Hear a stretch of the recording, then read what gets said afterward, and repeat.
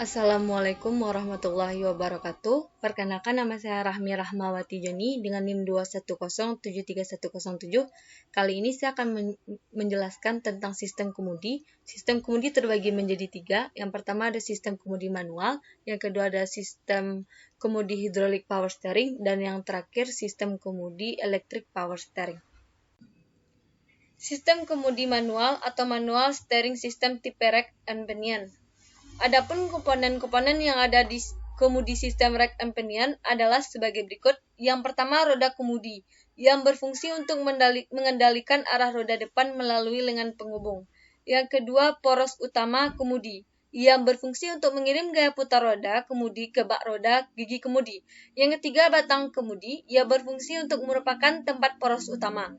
Yang keempat, poros intermediate yang berfungsi untuk menghubungkan poros utama dan poros pinion. Yang kelima, rack and pinion yang berfungsi untuk menambah gaya yang dikirim dari roda kemudi dan gerakan putar dirubah menjadi gerakan translasi. Yang keenam, tie rod yang berfungsi sebagai penghubung lengan nikel dan batang penghubung. Yang ketujuh, sepatu rack yang berfungsi untuk mencegah masuknya lumpur dan debu ke dalam mekanisme rack. Yang terakhir, lengan nikel yang berfungsi untuk mengendalikan roda-roda depan sesuai dengan gerakan lengan penghubung. Sistem kemudi EPS atau sistem kemudi electric power steering. Electric power steering menggunakan motor elektrik yang berhubungan langsung dengan batang setir atau steering column untuk membuat ringan putaran setir. Biasanya motor penggerak EPS diletakkan di bawah dashboard atau di ruang mesin. Perintah kerja motor EPS diberikan oleh komputer. Begitu mesin dihidupkan, noise suppressor langsung memberi informasi pada kontrol module. Kontrol module kemudian mengaktifkan sistem EPS dan kopling langsung menghubungkan motor dengan batang setir. Sementara itu, informasi arah dan kecepatan putaran setir disampaikan terkue sensor ke kontrol module. Dengan informasi dari terkue sensor tadi, komputer pun mengatur besarnya arus listrik ke motor agar bisa berputar sesuai arah dan kecepatan yang diminta.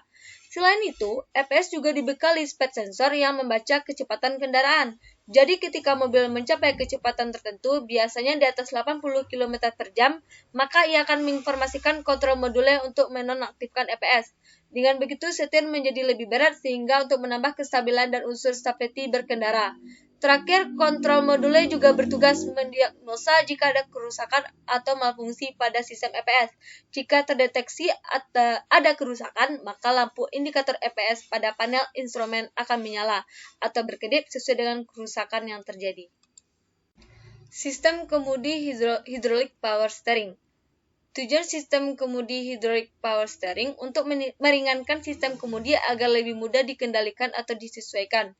Fungsi dari hydraulic power steering agar roda kemudi bisa lebih mudah dikendalikan. Dengan adanya power steering, maka tidak diperlukan mengeluarkan tenaga ekstra untuk memutar kemudi, terutama saat mobil berada dalam kecepatan rendah. Fungsi dari komponen hydraulic power steering yang pertama ada main shaft, steering column, berfungsi sebagai rumah steering shaft. Yang kedua ada vane pump, berfungsi memompa cairan minyak steering yang digerakkan oleh puli terhubung ke poros engkol. Yang ketiga ada power cylinder, berfungsi sebagai rumah mengalirnya cairan dari vane pump yang mendorong pinion untuk bergerak ke kanan atau ke kiri. Yang keempat ada control valve, berfungsi mengatur aliran minyak dari vane pump sesuai dengan arah putaran roda kemudi ke kanan atau ke kiri. Dan yang terakhir, gear housing, sebagai dudukan gear pinion yang menghubungkan antara steering shaft dengan roda gigi rack pinion.